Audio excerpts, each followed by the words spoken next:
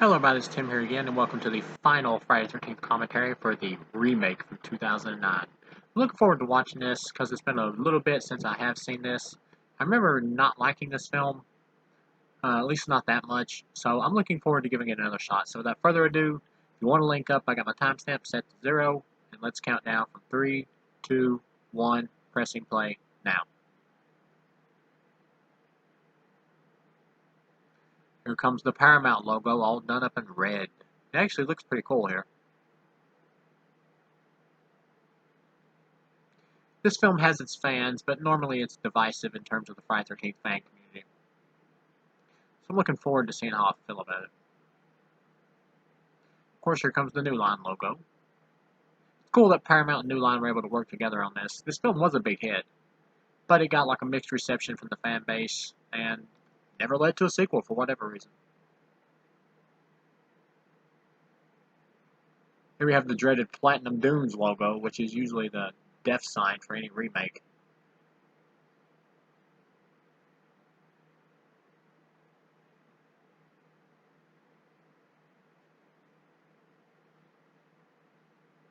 Oh God, in association with Michael Bay, also the death sign for any remake.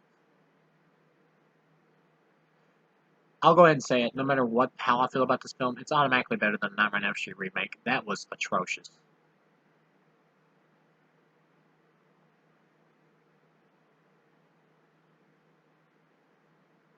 I'm a little disappointed they start out directly with like the death of Mrs. Voorhees. I get why they do it. I do kind of like that it's shot in like an old-fashioned like black and white type filter or whatever. But being that this is a reboot, you had a chance to explore more of Jason's like history and stuff. You could have given us a little insight into the father. Once again, they've completely pissed that away. I'm sure the TV series that's coming up will approach that in some way.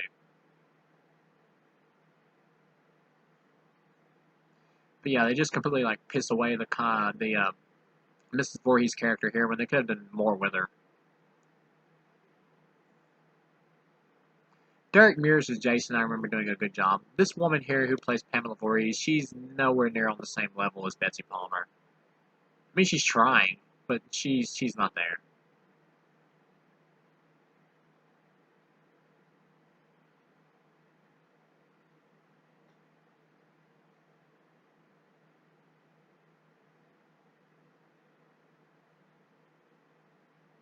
And this is the extended cut, by the way, which really doesn't add back in much.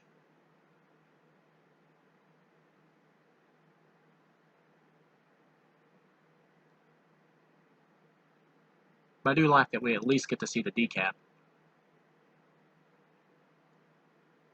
We get to see little Jason or whatever approaching his mom's dead body.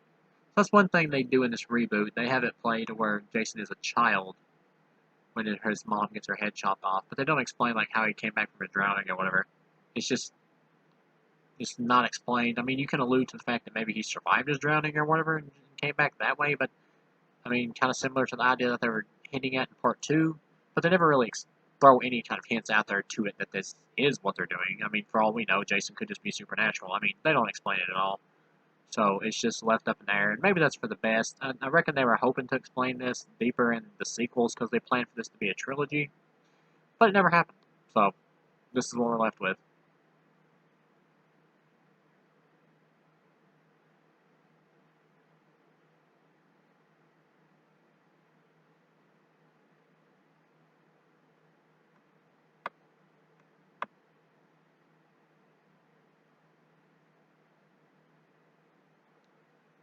Crystal Lake, present day, at least at the time. This movie was written by Damian Shannon and Mark Swift, who did the Freddy vs. Jason movie. And I'm actually a fan of Freddy vs. Jason. I like that one. This one, I'm not too much into. But at the same time, I will say the reason they did better with Freddy vs. Jason is because it's a continuation of stuff. And here they have to not only honor what came before, but they also have to reinvent it. And it's much harder to do that than it is to continue what's already been done. So right off the bat, they were at a much more difficult task here.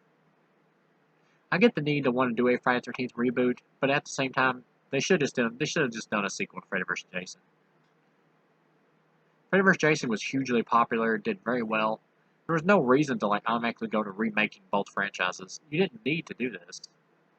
I mean, if you were gonna do it, it should have been done like after they made like 2 more sequels to Freddy vs. Jason, making that a trilogy.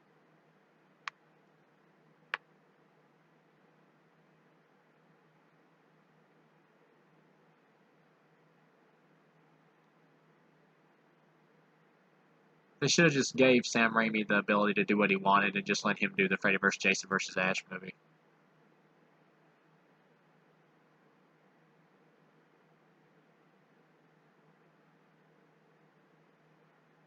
Of course, this movie brings up the idea that Jason is a stoner, which is like the running joke people have about this movie because they're looking for this weed field or whatever crop, and Jason kills every single person that comes near it.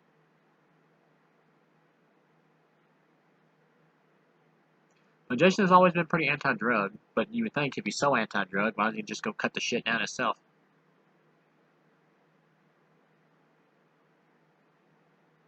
I do like the idea that they are like looking for a weed crop though. That is kind of vintage Friday the 13th.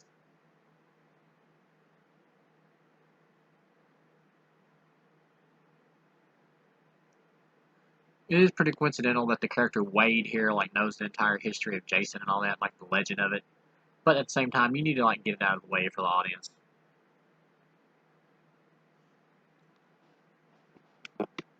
I do like that Jason is like a Rambo type Jason in this film, more of a hunter and trapper.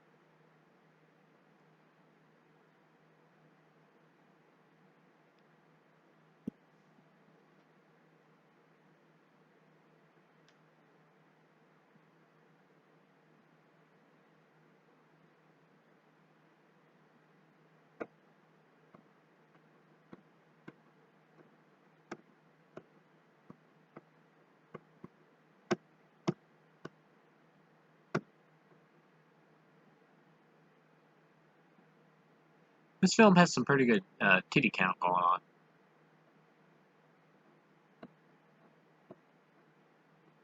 I don't like the whole updated type humor in this.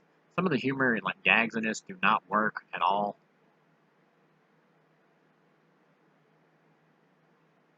I really love this extended opening though, where you think this is going to be the main cast, but then it turns out they're just like the big opening kill sequence.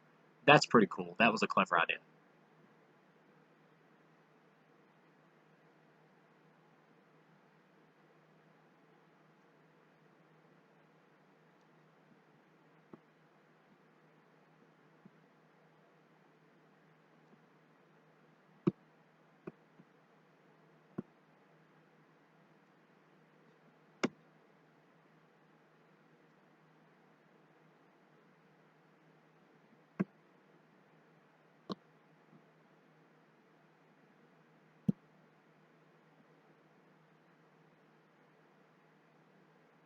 Hmm. Well, we got two characters going off to inevitably probably try to have sex.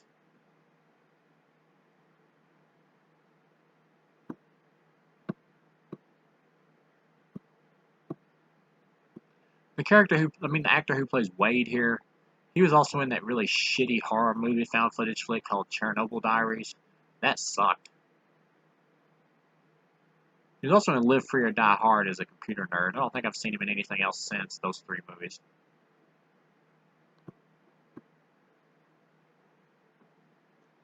I think this actress' name right here is Amanda Rigetti, who plays, what the hell, the character Clay's sister in this. But, yeah, she's not very good in this movie. She's never been a good actor in anything I've seen her in. She also sucked in the sequel to House on Haunted Hill. Pretty sure she was the star of the show in Return to House on Haunted Hill. She sucked in that as well. For most of this movie right here, though, she's, like, passable to okay, until it gets to, like, towards the end, when she's, like, breaking free and trying to fight back against Jason. Like, anytime she tries to say, like, a one-liner, it always comes out real bad.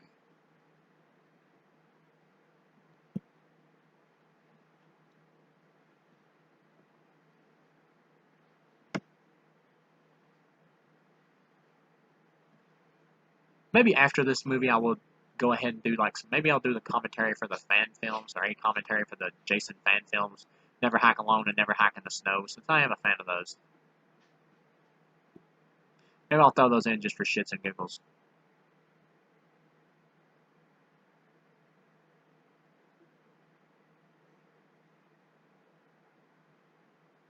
See, the boobage here is nice, but I hate this whole like American Pie type comedy put into like a Friday the 13th film, where the chick's like stripping naked like behind the other dude, and he's like looking over, and her boyfriend is like looking at her, from the other side. It's just, I've never been a fan of this type of shit.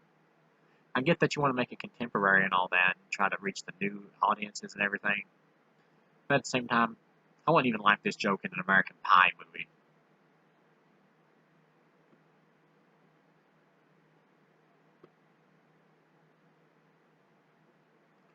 Boobs look good though, even though they're not real.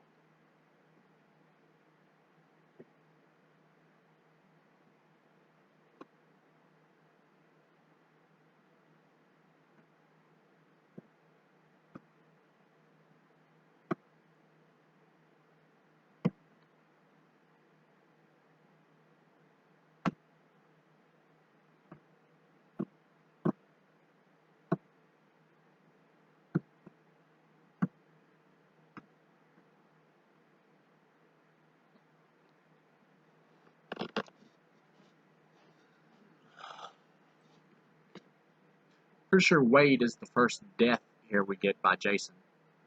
I like the fact that they bring back the bag on the head. That's one thing I will say about this movie, though. I don't like the fact that it's like pretty much an amalgamation of like the first four films. I would have liked to have seen like more inventiveness going on here in terms of the creativity, instead of just like repeating plot lines from the first four films. It makes it feel like they're trying to play it somewhat safe. Like that's the reason I like the Rob Zombie Halloween remake is because it's a classic film, so he knows he couldn't redo it. So he just does like his complete own thing with it. That's why I like that first Halloween Rob Zombie movie. The second one's pretty putrid, pretty weak, but that first one I do enjoy it.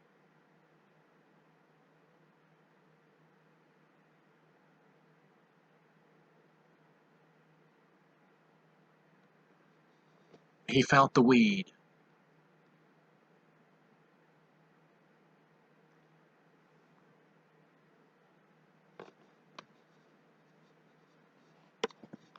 You're not gonna get to smoke it, man.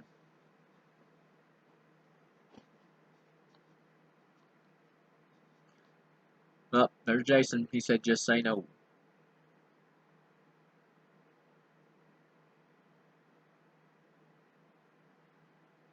That's really lame. Like they get to the first kill sequence and Jason charges at him, and then they just cut away. That's a pretty stupid choice. I also think this film was directed by the same dude that did the Texas Chainsaw Massacre remake. I actually like the Texas Chainsaw Massacre remake because really it's not a remake, it's just another Texas Chainsaw Massacre movie because it has like nothing that much in common with the first one beyond nothing that any of the sequels had. And none of those movies connect at all already. So calling it a remake is just pretty much a gimmick thing because it's really not. It's just another Texas Chainsaw sequel. So that's why I enjoy that one. But here though, you can really see the Texas Chainsaw influence in this movie. And that's the thing. Once Platinum Dunes had a hit with that first Chainsaw remake, they just tried to like replicate that with every film they did afterward. I have no idea why. Like almost all their remakes like feel exactly the same, except for maybe like the Amityville Horror one. That's the only one that's somewhat different. But all their other ones like Nightmare on Elm Street, Texas Chainsaw, and stuff, they all have the same vibe going on with the dim lighting. I don't know why they felt the need to repeat that type of shit over and over. I guess it's because with Texas Chainsaw they tried to do like the whole grounded thing with the series and all that. And they're trying to repeat that here with Jason by trying to make a more realistic, more plausible Jason movie. They tried to do the same thing with the Nightmare on Elm Street, and both are lacking in execution. I'll just go ahead and say, even though this is nowhere near the worst Friday movie, this is easily better than Part 5 and Jason Takes Manhattan. But it's still one of the weaker ones, in my opinion at least. I do appreciate the fact they go back to the woods and everything, but still, there's not enough here to really justify this film's existence.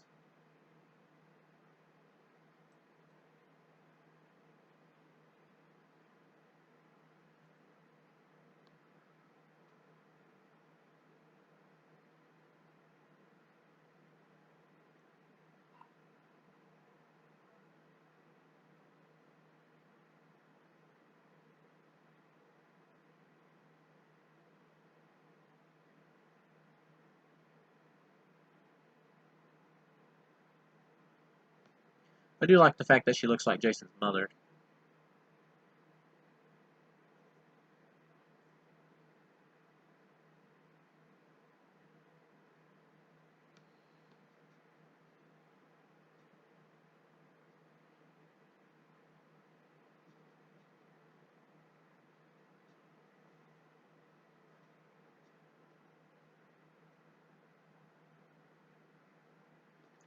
Oh, it's the J-Man. He's out for blood. And J-Man has some vintage toys.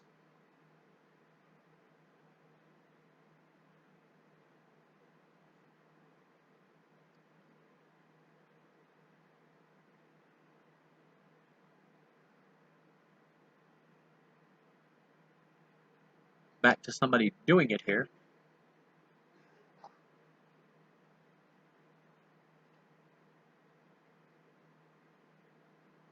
You're not going to get the finish, man.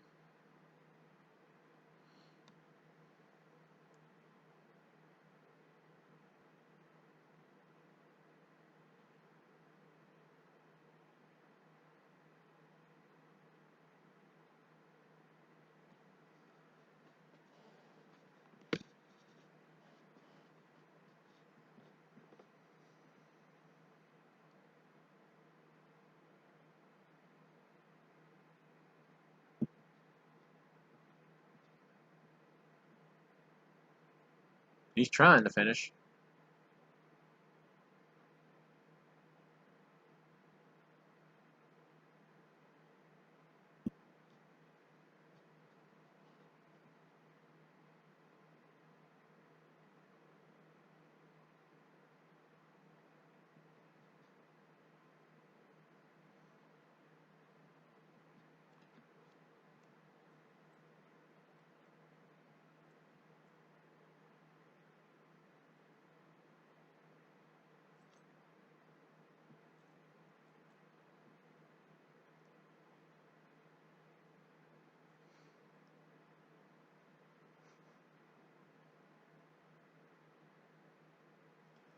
I do like this kill here of the chick, where he like roasts her like a marshmallow or whatever above the fire.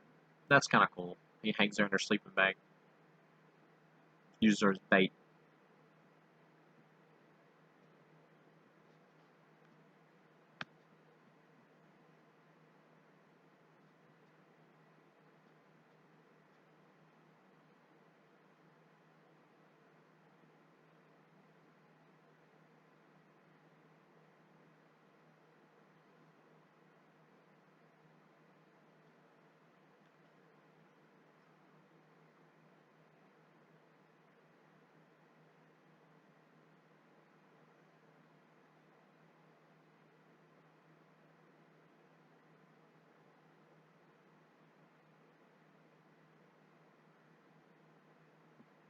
Stay away from Jason's weed patch. They got this really dumb redneck character in this one, who is pretty annoying with some of his lines, but he does have one memorable one that does make me laugh my ass off when I hear it. When Jared Padalecki like walks up on him and he like turns around, he's like, "You fucking lucky there, Stretch. Came this close to hitting the start button on the whoop ass machine, boy." That shit does make me laugh. But other than that, that character is really hard to watch, especially when he starts trying to screw mannequins.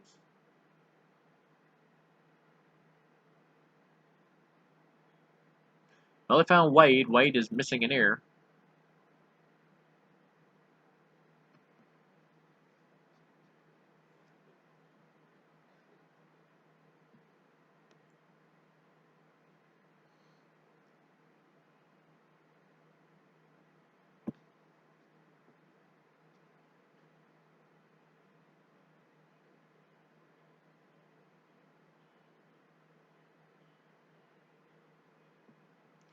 Of course, Jason had a bear trap set there for him, but it is kind of like lucky that Jason would know the exact spot he would go through to hit the trap.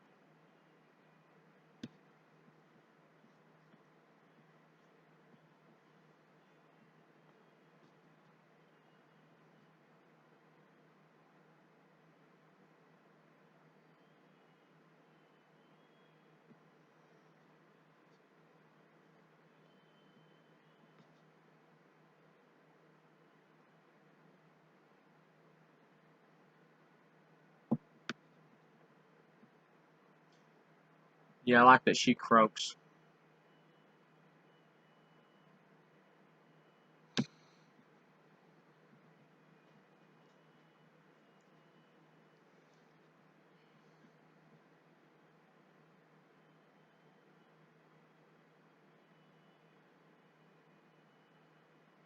Meanwhile, these two are still exploring the Crystal Lake campgrounds, about to find Jason's mother's head inside the wall here.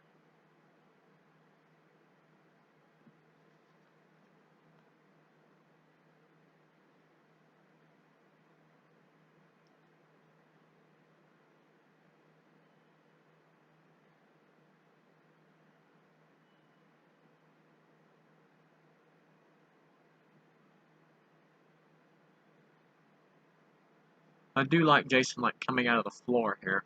Of course, the boyfriend is way too slow to get off the floor.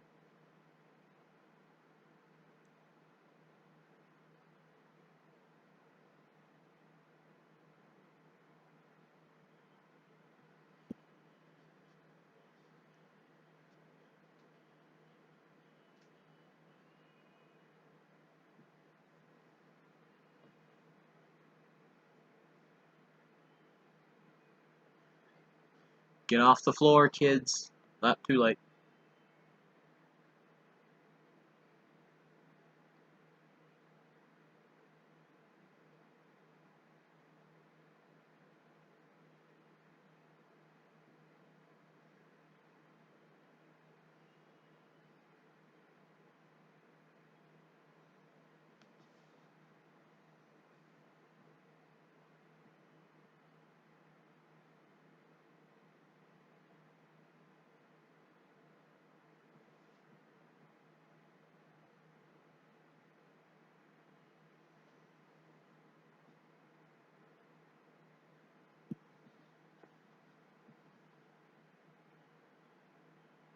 Yeah, this film lacks the classic Friday feel, which is what I feel is missing from this and what I miss from this movie.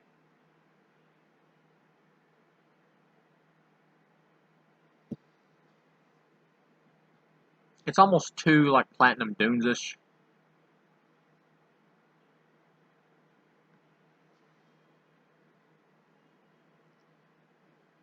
Jason having trap doors and shit all over the camp area is a little much.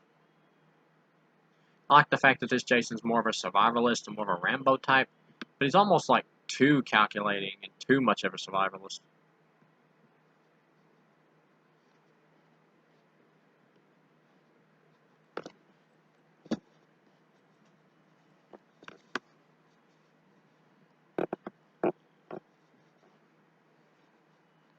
Run, Whitney.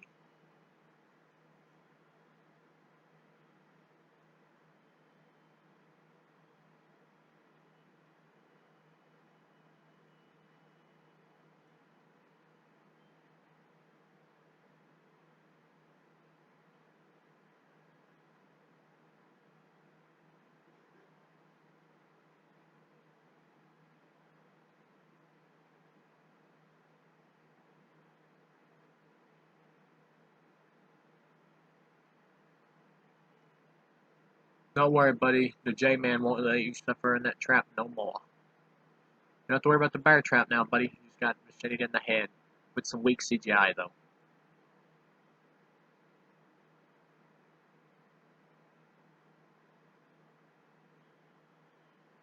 That's a good opening.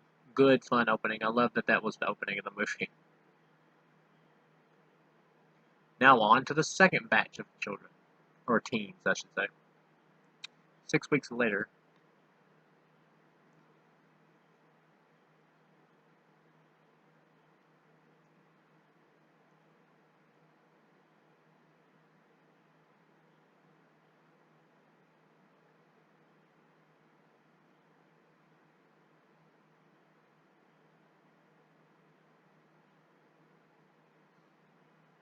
the Asian kid who was in the movie Disturbia. He was also in a brief scene in the Nightmare on Elm Street remake. I'm assuming it was just because he was in this one, so it's he gets killed by new Freddy and new Jason.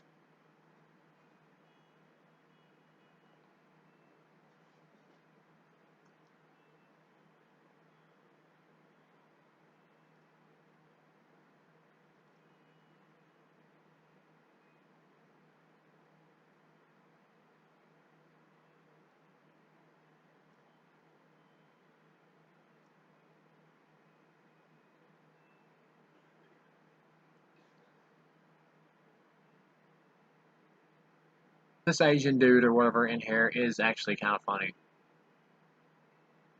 What's the actor's name again? Like Aaron Cho or Chu or something? He plays the character Chewie.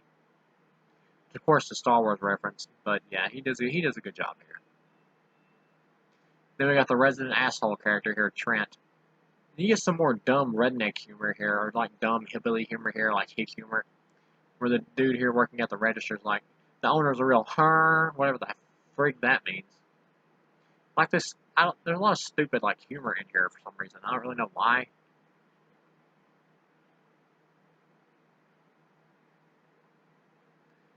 You got the Trent blonde-haired dude being an asshole. He's just an asshole for the sake of being an asshole, like some of the other characters in this series, but it works out well because you want him to die.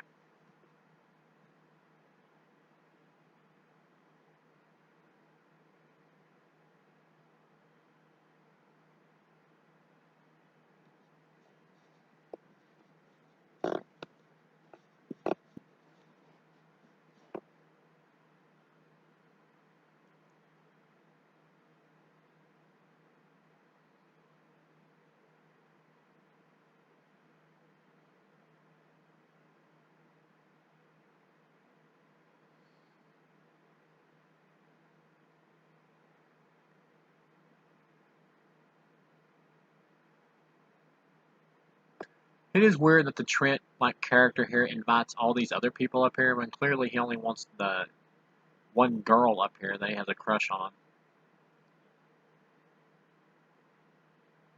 Who's the chick that I believe was in like a Disney Channel show? She might have been like Phil of the Future. I know she plays like what is it, Killer Frost? I think on that Flash CW show.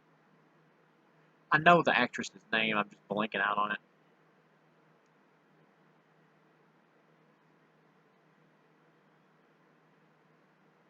I guess he brought all the other people just specifically so he wouldn't make it seem like he was just trying to get laid. I guess she's clearly not into the dude,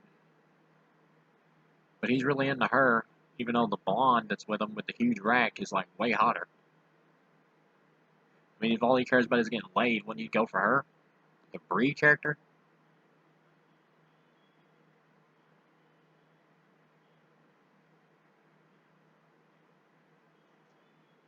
And of course, Jared Padalecki here is the resident brother character who, similar to the dude from Part 4. And Jared Padalecki is a bad actor.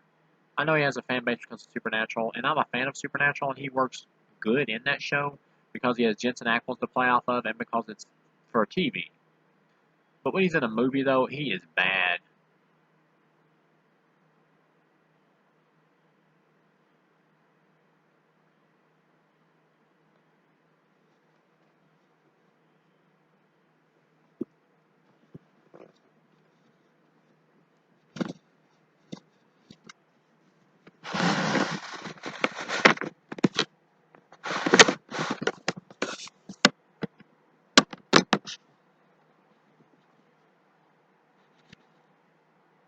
Although for the bar here being set for this being a Friday the 13th popcorn exploitation flick, he is okay at certain points.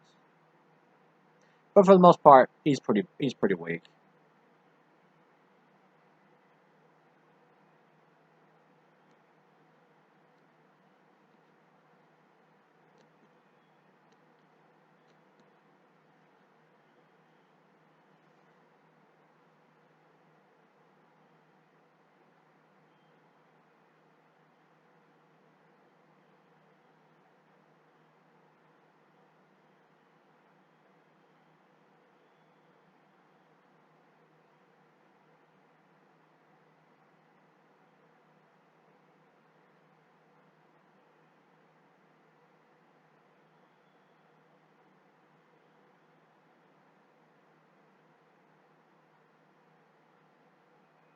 I do like this black guy's jokes right here, though.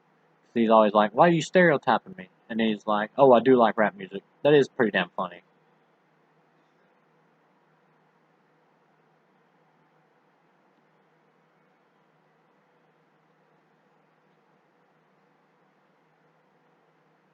Yeah, it's like he brought the other people here just specifically to show off his stuff.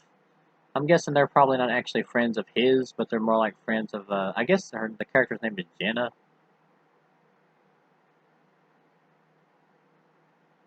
Some of these blondes like blend in together though. Like one of them is the girlfriend of the blonde-haired dude that's here, wearing the F Christmas shirt. I think he was in like the Meet the Spartans comedy parody of 300. But yeah, she just like kind of blends into the background.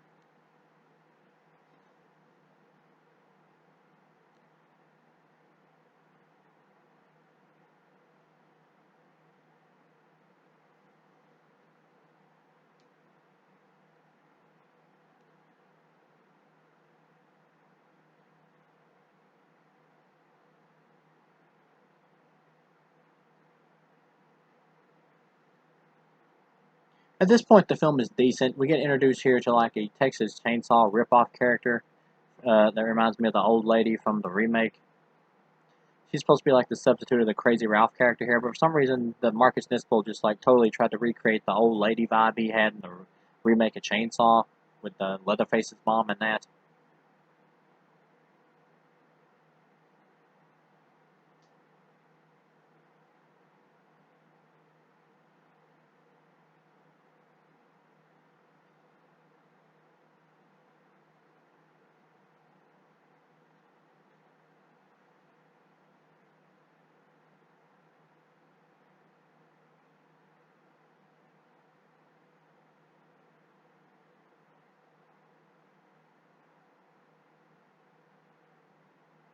You know, this old lady is like a direct Chainsaw ripoff.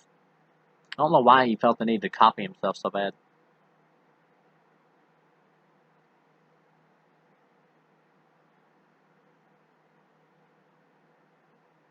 And she just is not as good as Crazy Ralph.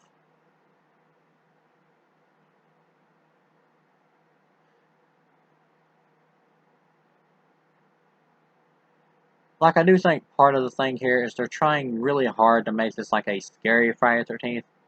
And I get wanting to make it like a horror centric Friday, make it a scarier Friday. But I do think they try a little bit too hard here in this movie, and they zap some of the fun out of the franchise, making the movie come off a bit dull. Like that's the thing, the Friday movies and the Elm Street movies and stuff, they're the best ones do have scary stuff to them, but they are still fun. They are fun slashers.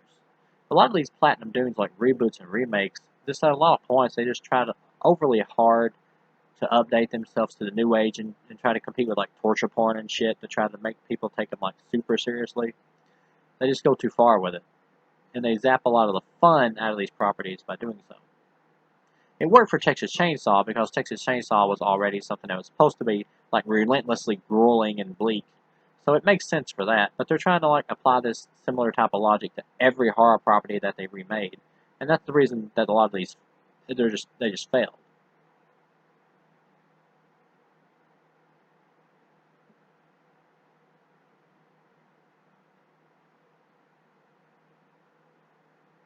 And of course, the other question here is why is the Jenna chick or whatever even here with this blonde-haired Trent dude? She clearly doesn't like the guy, and she knows what he's up to. So what the hell is the purpose in her even showing up? I mean, does she just want to hang out with the other people? I mean, possibly. She never really like makes a move to.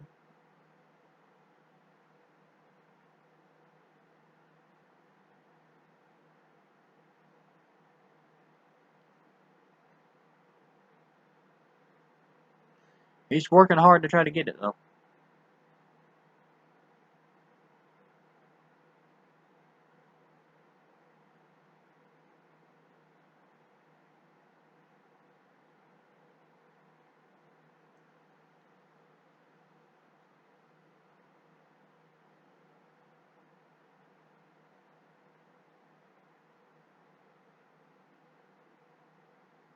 Here comes the hilarious redneck line here that I really like. Lucky there, Stretch. Came close to hitting the start button on the whoop ass machine. That line is funny, even though I absolutely hate this guy's character. And I'm like, thank God when Jason kills him.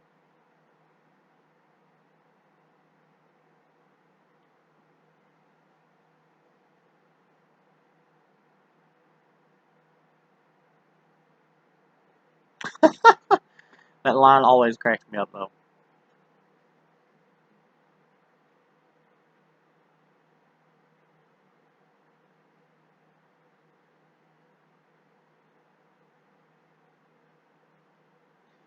But yeah, they're just trying way too hard to repeat the feel of the Texas Chainsaw movie with this. They made that same mistake with the Nightmare remake as well. Trying to make like this hyper realistic remake. That way it could be scary just because of that. Like Platinum Dunes just had no idea what they were doing with a lot of these reboots. They didn't understand how to properly like reboot them. They just looked at it as like a cash-in thing. Just trying to repeat the success of the Chainsaw remake.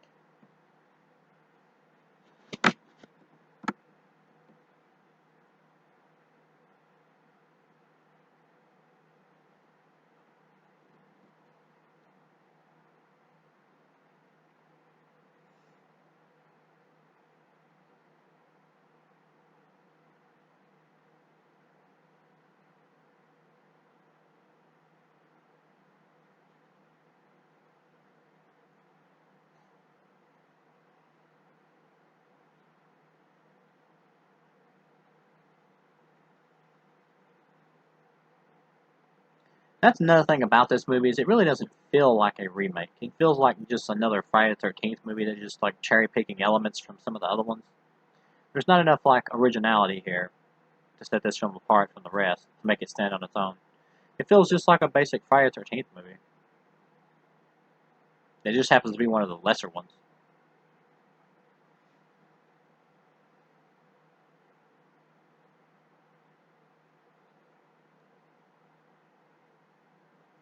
Clearly, none of these people like Trent at all. The asshole character, like, they may be nice to his face, but they all hate him. Or look down on him, at least it seems that way.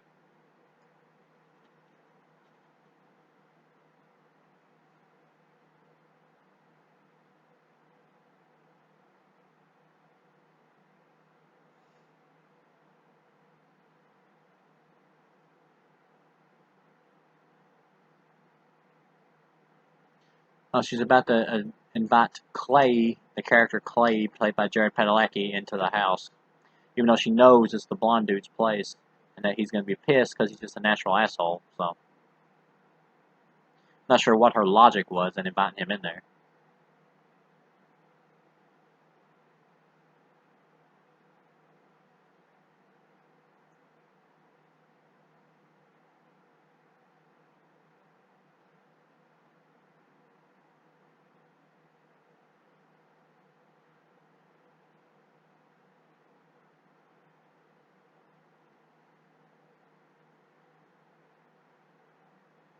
I mean, if she really wanted to get the guy like food or something, she could have just went and got it and brought it to him.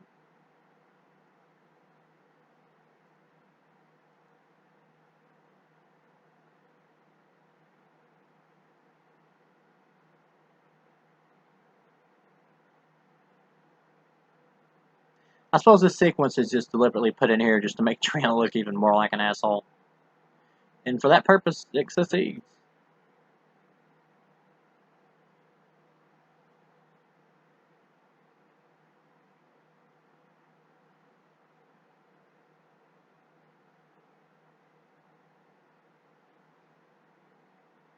Jared Padalecki, though, is like twice the size of the dude playing Trent. I'm pretty sure he would probably kick his ass, even though the dude playing Trent is in like decent shape, to good shape, looks like it. He, there's no bite to that character's bark.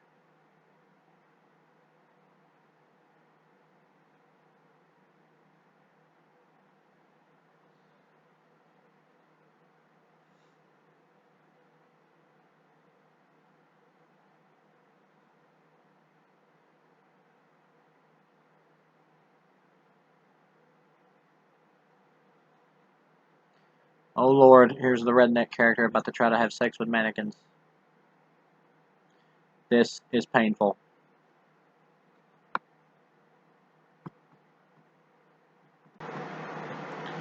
Thank God the redneck character is about to die.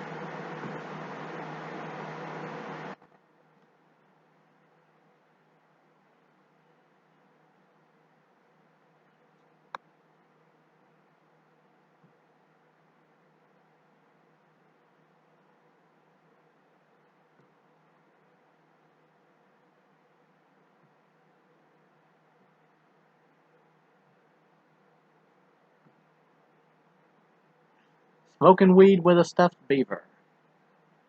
This guy does not have a lot to do at whatever the hell his job is here.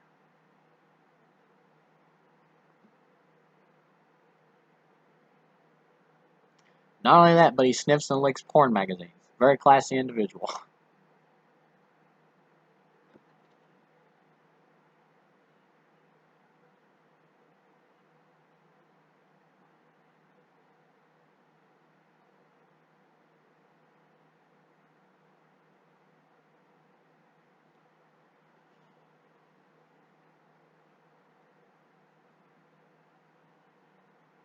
Of course, I don't blame the actor for this. This is the way he's written, and he is written awful.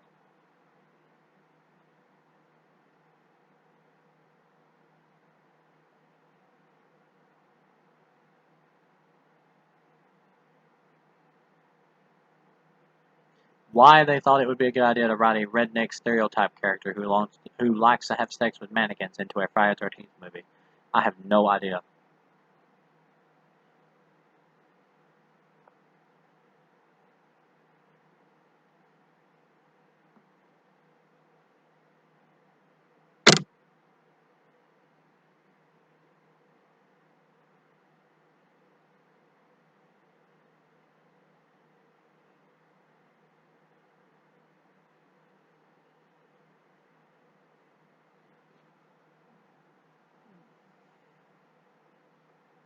I do like the fact that he knows that Jason's like sneaking up behind him and swings around to try to hit him.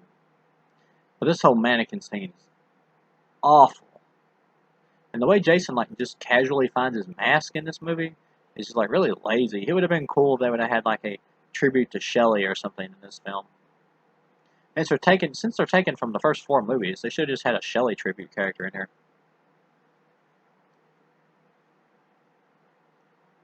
Instead of this mannequin screwer. Please, Jason, kill the man.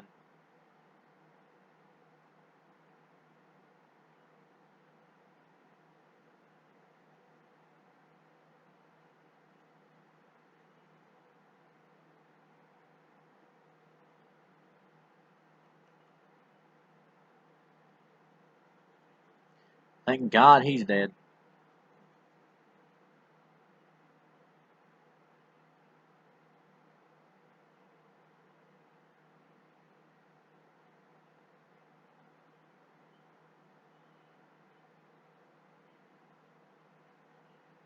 Did Jason just like casually find his mask? It's pretty lame. I do like the fact he checks himself out in the mirror though.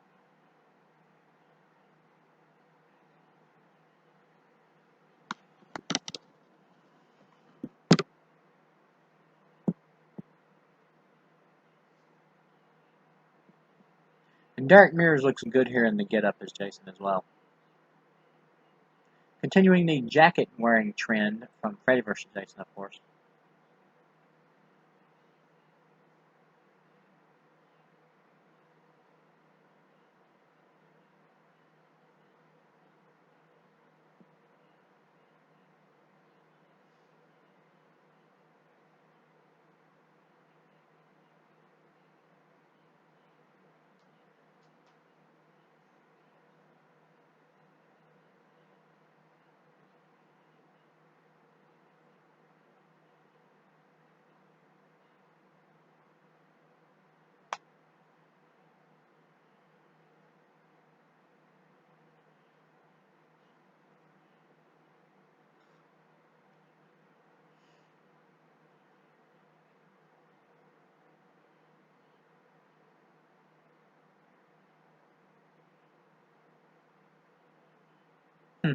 Clay's been looking for his sister for literally a few minutes and has already found more evidence than the cops did in a statewide search.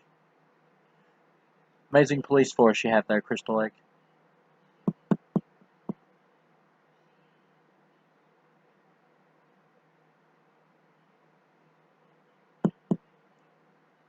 Got some boobies here, not too bad.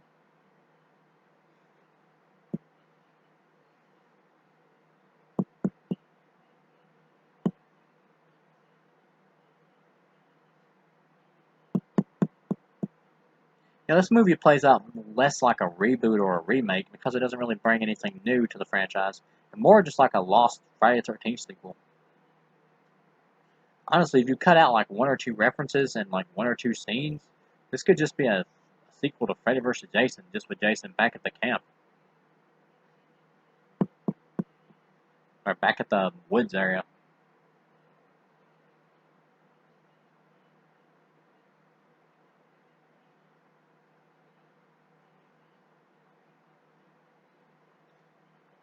Who the hell plays a game where you gotta drink alcohol out of a shoe?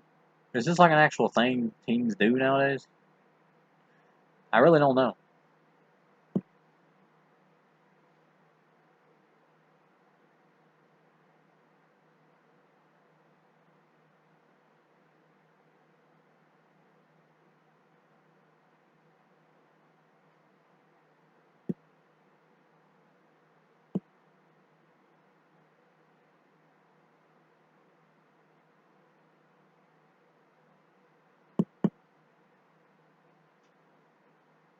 I like this arrow kill though that Jason takes to do that with a bow and arrow.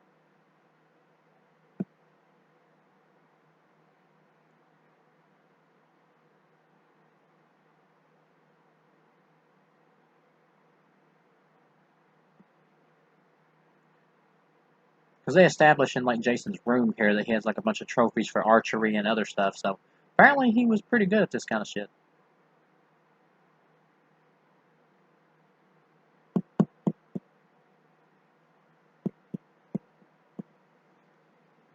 Yeah, this is not a reboot or a remake. This is just another Friday the 13th movie that just happens to be made by Platinum Dunes.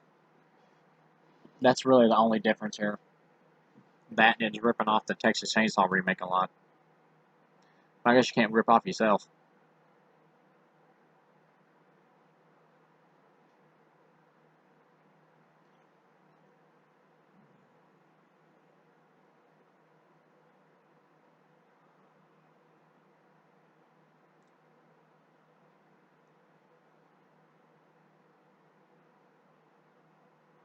Jason's about to kill the first of the two blondes.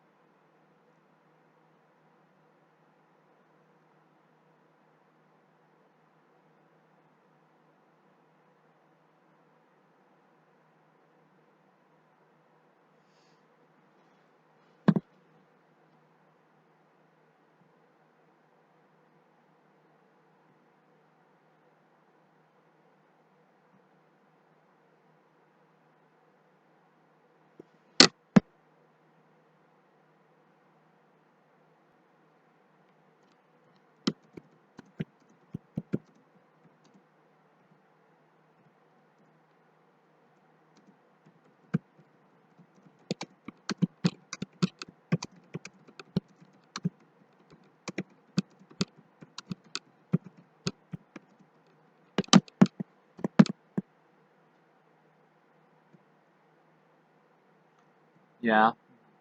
Yeah, Jason's whooping ass in the woods. He's gonna find this blonde. Hiding under the dock, she doesn't really have anywhere else to go. They originally had a different death scene planned for her, like she was looking around and Jason just like wouldn't move or whatever, and she just like stayed there until she drowned. I get the idea behind that, but at the same time, that would have probably felt too elongated.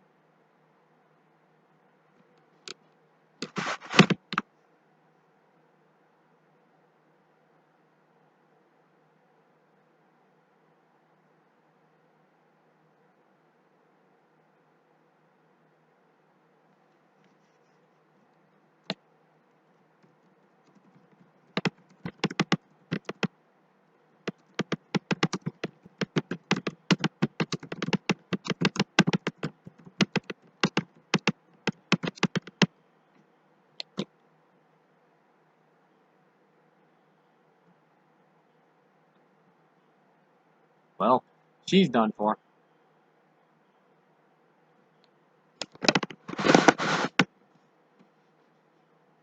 Meanwhile, back at Jason's old shitty home.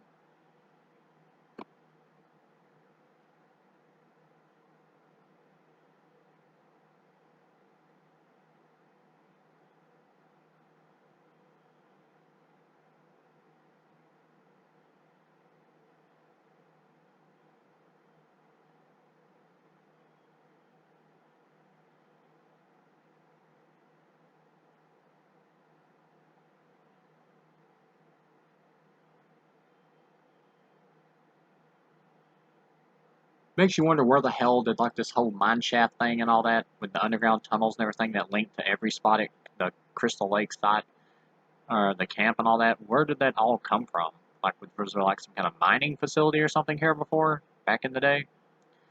I mean, they never explain it.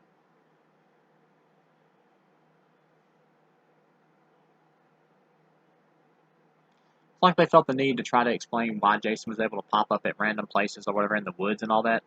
They did in the other movies, but in the other movies, you just got the sense that Jason knew the area better than everybody else because he'd been there so long. So he was able to like maneuver around stuff. So it always made sense for the most part until Jason Takes Manhattan, which had him teleport. It always before that it always made sense about how he was able to catch up with people. You didn't need this whole underground tunnel shit.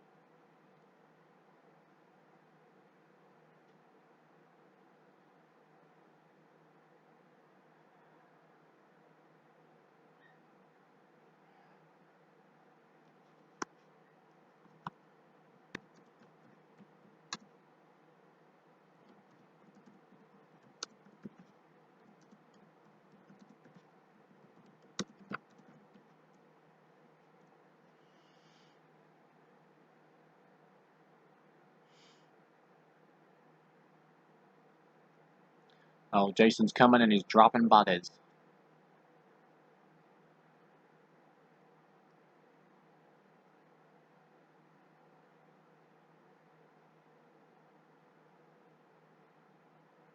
Jason gives 0 Fs.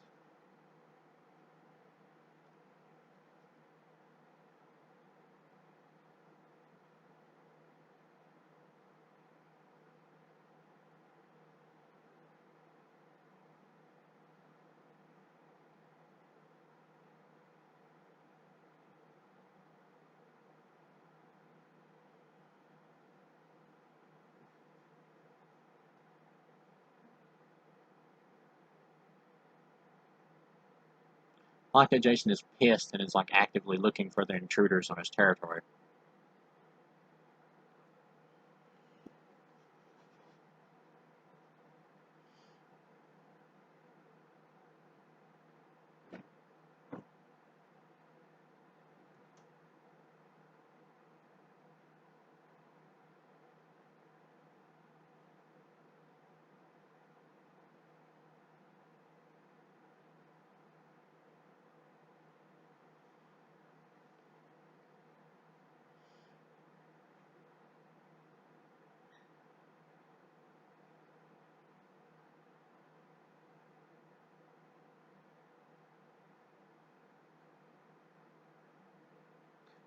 Still looking for his sister, who at this point I don't think we even know is still alive. Here we discover Jason has like a freaking tripwire system also built up around the lake area, which, again, that's too much. You're making Jason like too intelligent here.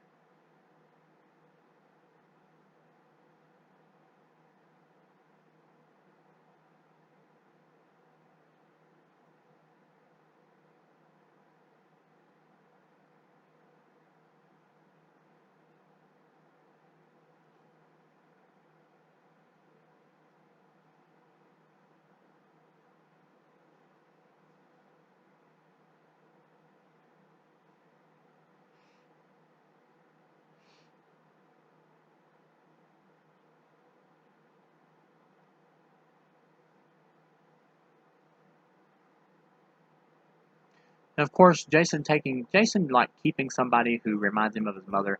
I can kind of buy that just for like sentimental value. He wants to keep him around, but at the same time, what the hell is Jason feeding her?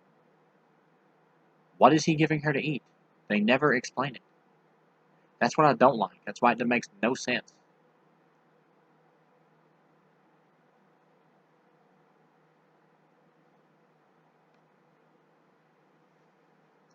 Like I could go with this idea if they explained it a little more.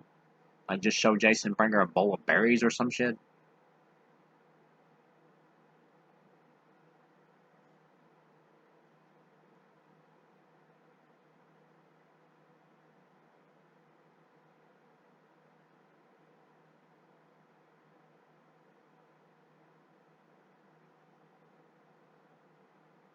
I like the Voorhees like tantrum flashback we have here in a minute. where Jason remembers his mother getting killed and then flies off and starts banging crap around. I think that's only in the extended version. I could be wrong.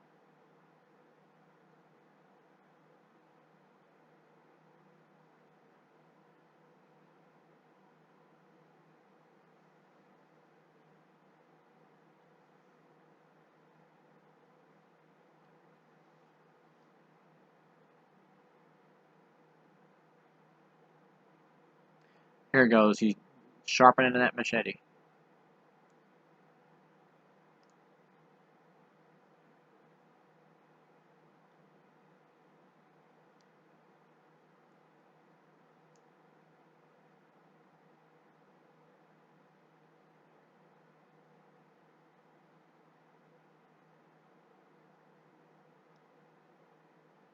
Yeah, I always like the little insights into like Jason's way of thinking and stuff.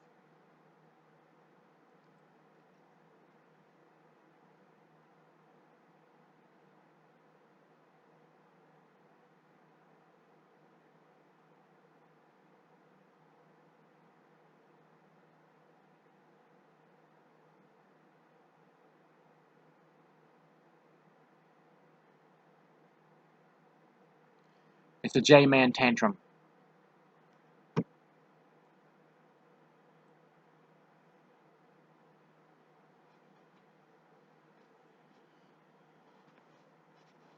Of course, the whole looking like the mother thing is a callback to part 2.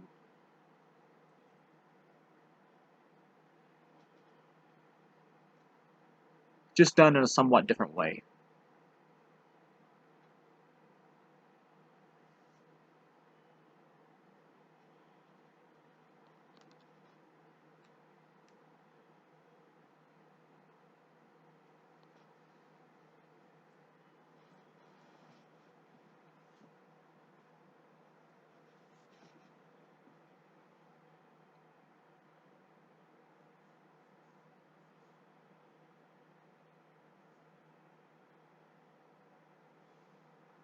You could have really like explored this plot line a little more though, with Jason like keeping a woman who looks like the young version of his mother.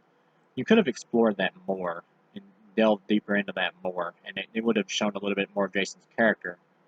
You could have had him like bringing her food and even like trying to bring her like pictures and shit and stuff that maybe his actual mom made for him and things like that to try to like make her be his mom again so he could like have her back and all that. You could have delved into that more, but they don't really do anything with it.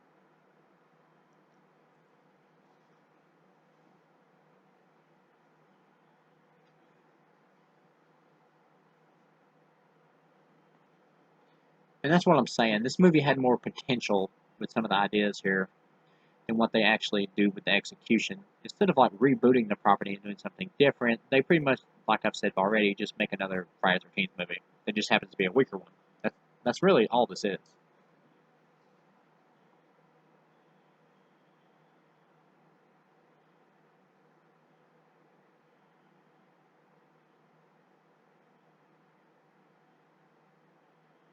Of course, her escaping on her own right here just completely invalidates like Clay coming to rescue her. And this is the scene they pretty much add back in just to extend the movie's length, where the Whitney character escapes on her own from Jason or whatever and gets away and then just gets captured again by Jason and brought all the way back only to be have to be rescued again in the climax. This whole sequence is completely pointless. And it's perfectly understandable why they took it out of the released cut, because it has no purpose.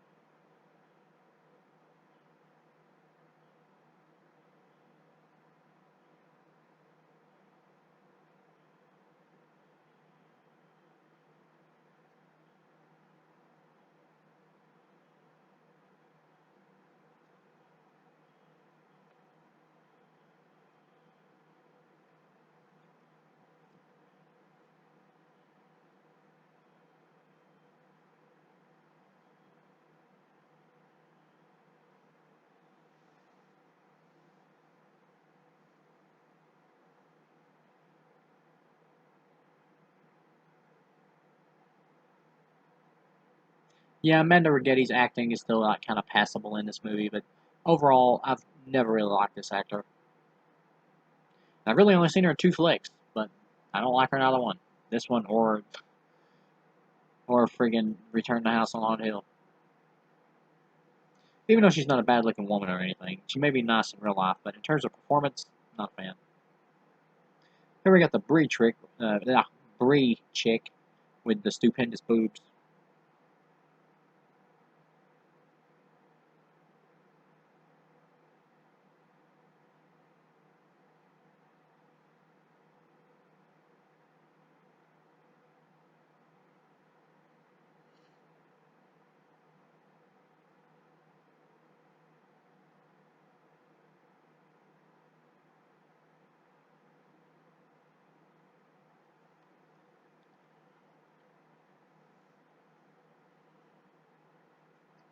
I do admit this scene right here does make me laugh when the Chewy guy walks over there and like burns the hell out of his lip on a hot drink.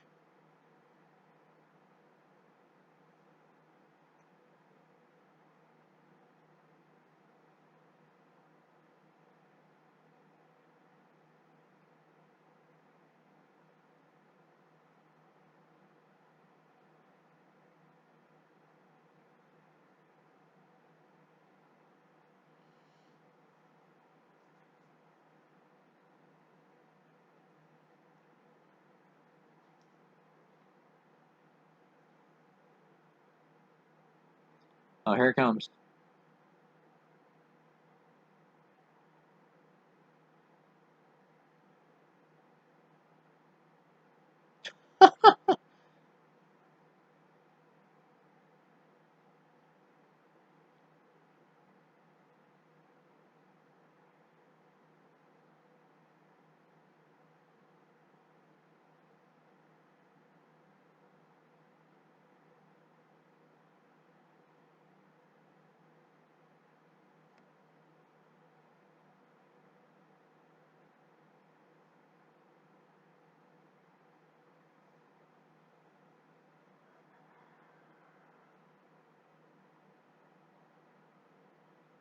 Yeah, they perfectly succeed with the Trent character and what they're trying to do, at least for me. He's an extremely hateable character, so I'm really glad that he gets bites the dust by the end of this movie.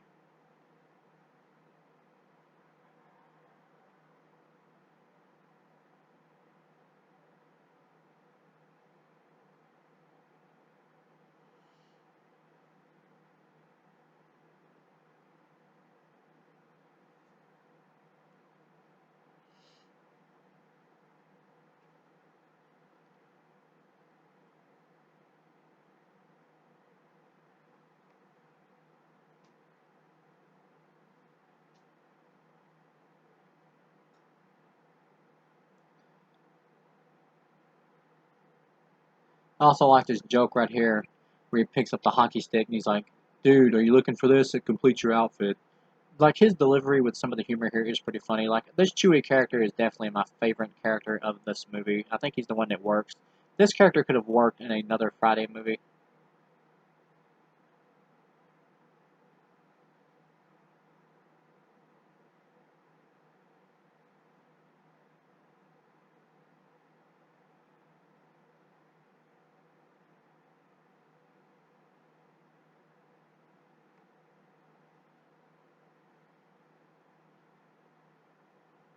Yeah, this he's funny here. Payback, payback for being a douchebag, Trent. This guy's my favorite character of this movie. I should have used him more in the Nightmare remake. Oh, mama. Here comes some of the best boobies in the whole franchise. This chick who plays Brie right here has got an amazing rack. About as good as the Debbie Sue Voorhees one.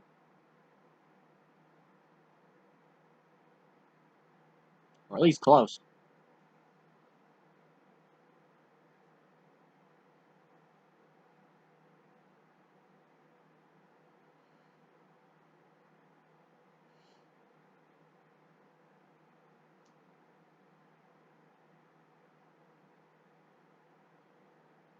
Yeah, here's what I keep talking about with some of the humor. Like the black dude here, he's like randomly going to start whacking off in his friend's like house. It's like, what?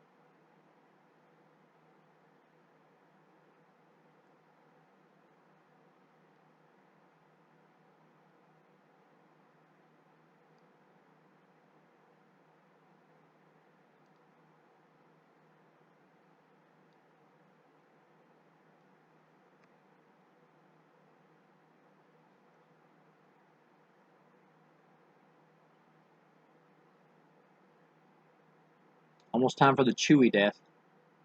Part of the movie dies with that character's death.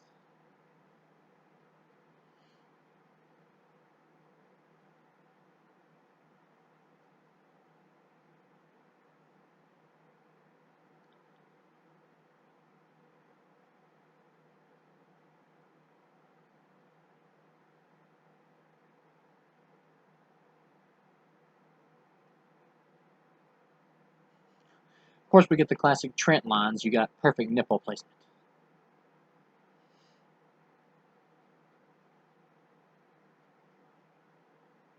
Yeah, you see, this chick right here is like ready to give it up in a heartbeat. He should have been going after her in the first place.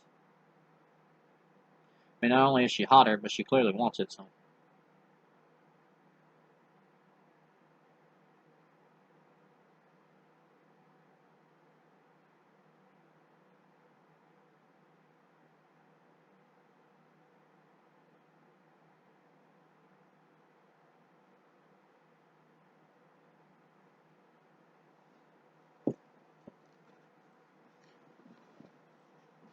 And clearly the Jenna character or whatever, like, doesn't care about Trent, like, at all. She doesn't even care that he's in there, like, sleeping with another chick, and she knows what's going on. She doesn't care at all. So therefore, she has, like, no feelings for Trent whatsoever.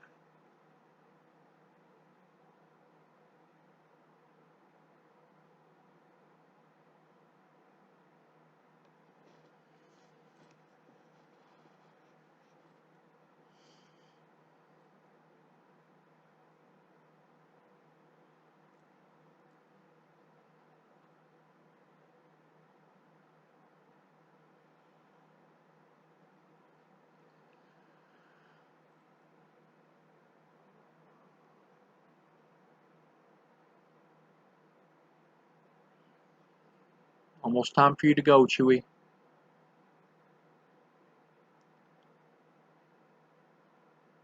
He's got the hockey stick.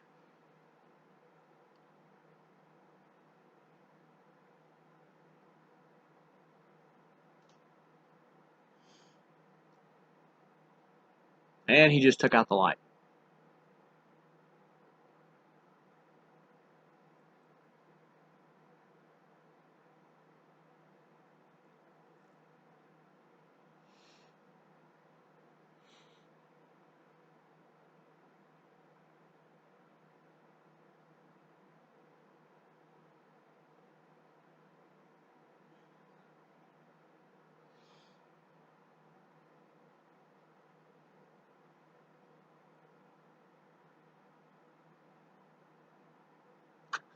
Are you looking for this to complete your outfit? That's hilarious.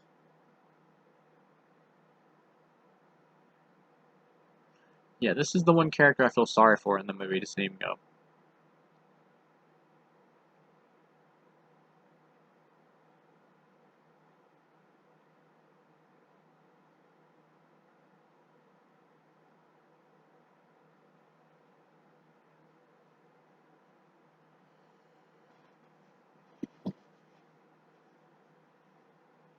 Screwdriver to the neck. Good kill. I like the blood and the simplicity of it.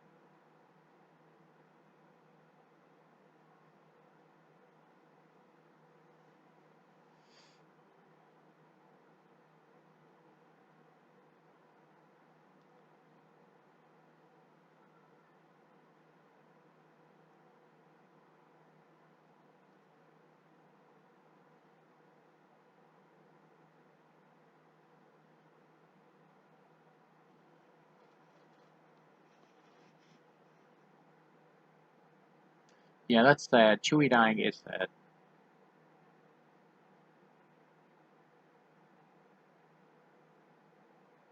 I will say this, as nice as these boobs are, this sex scene does go on a little long.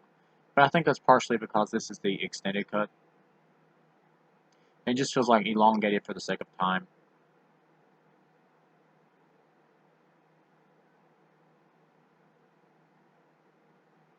Although she's got a rockin' bod, it does look good.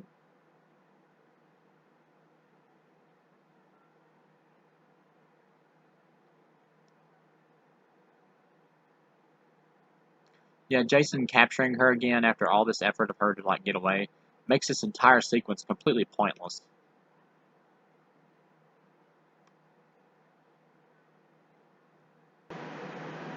Sorry about this time jump right here, but yeah, I lost a few seconds right here, but I'm back to the part where the power gets cut off and the Bree character is up inside the top of the house. I believe I've lost the part here where the black dude got killed by the axe. Yeah, it was a CGI axe, and the blood shooting out's a little bad. Some of the like CGI blood they add on extra for some of the kill scenes is a little off. But other than that, though, yeah, this movie's just kind of stale. Yeah, we got the scene here where the Bree character gets killed. The Trent dude is like getting the gun. Sorry about the cut here. I lost a little bit of the movie I was doing a commentary on. Like, I had something I had to do, and I accidentally messed up part of it here while I was recording.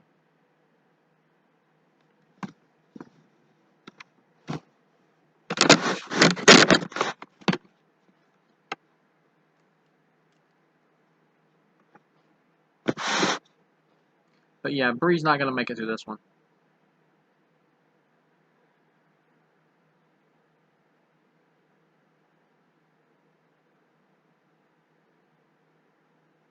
Where's Jason, Bree?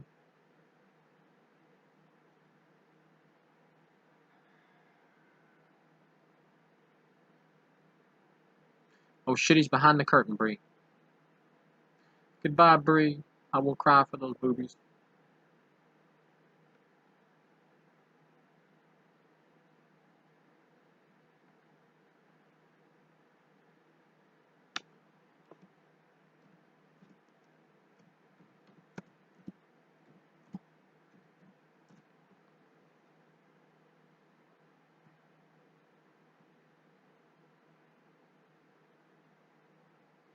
And of course, here after Bree's dead, Trent like shoots to the door. Like here in a minute. I mean, and he opens it and he's always like, Bree's dead, he killed Bree. Like, how the hell does he not know that he killed Bree? I mean, why doesn't he think that he might have done it?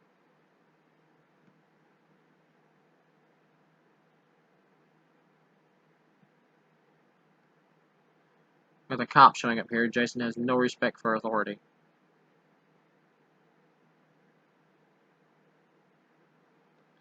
Oh, the policeman is coming up to the door. Everything's gonna be okay.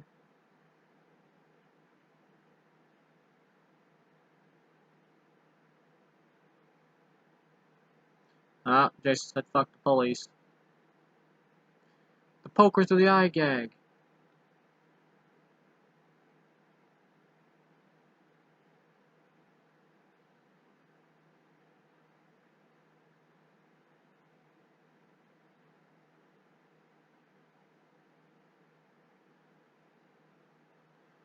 Oh, I love Trent's scream right here in a minute. This is hilarious.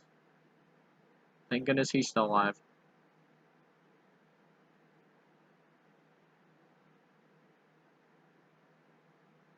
That scream is hilarious. Time to take off on the run, baby. You lost the gun. Good job there, Trent. Of course, Trent thinks that this could be Jason driving the vehicle here, but of course, anybody who's watched the movies knows that it's not Jason, so the suspense is kind of lost on us, but I love this Trent death right here. This is the best death in the movie. Boom, shanked to the back and pulled up to the chest by the machete and then stabbed to the back of the wrecker.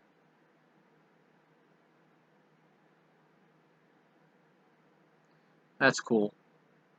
Meanwhile, we got Clay and Whitney back at the Jason house.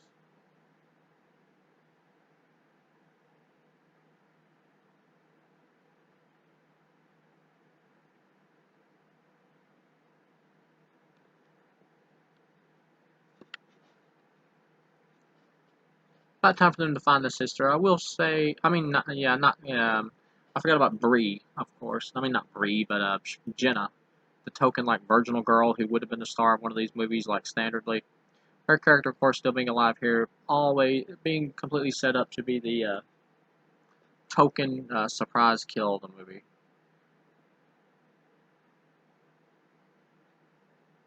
Which I actually do enjoy. I actually do like that.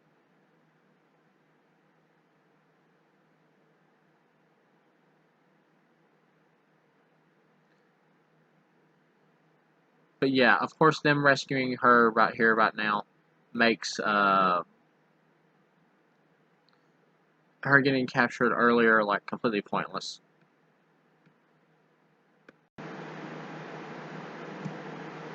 Once again, though, I do like the surprise of the Jenna kill right here, though.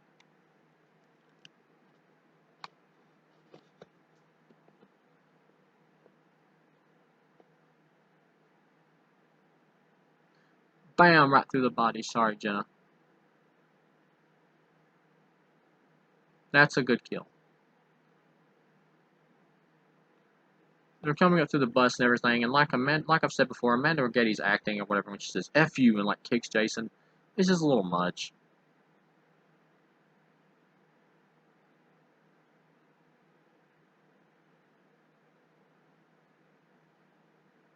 And the fact that like Jason attacks like Jared Padalecki's character right here, but doesn't beat him up enough to kill him, just like leaves him, is a little much as well. Like everybody else, he's total, but for some reason he just knocks this dude out. That's a little unbelievable. I think Derek Mears is doing a great job here as Jason.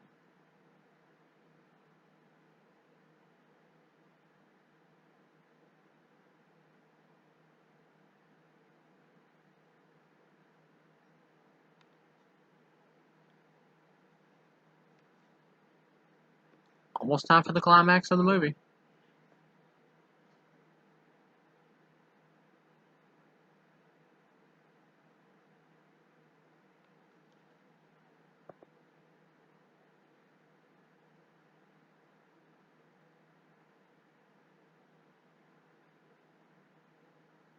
Back to the old redneck's place.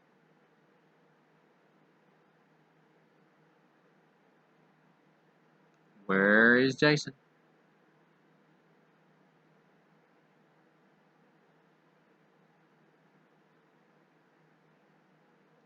Yeah, once again, if you've been following at home and watching this like commentary over it or whatever, I'm sorry about the jump spot.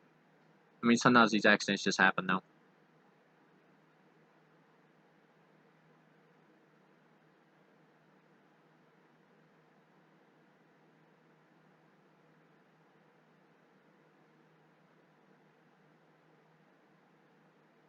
Attacked by the J-Man.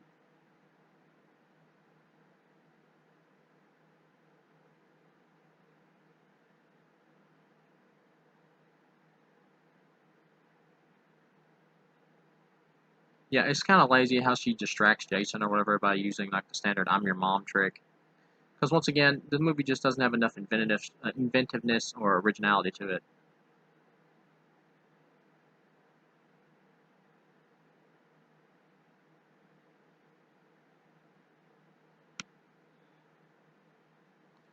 Looks like Jason could be down. Wobonk. Nope. He just knocked the shit out of Jared Padalecki with a piece of wood.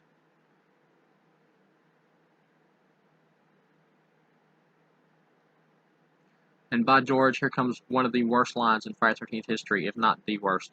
Say hi to mommy, Jason. In hell. This is truly awful.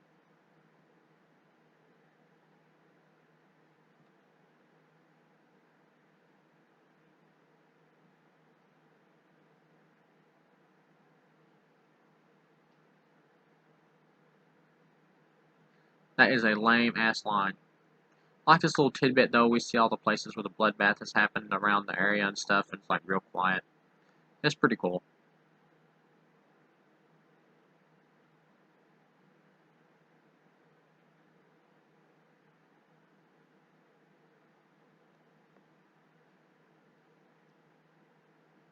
But yeah, once again, I just want to apologize again for losing like part of the commentary where the black character or whatever was like killed off.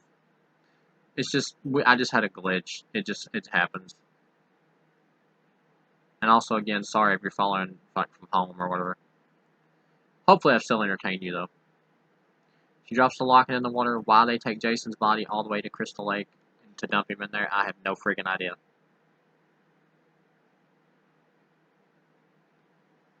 It's done specifically just so they can have a jump scare for the ending. It is so lazy.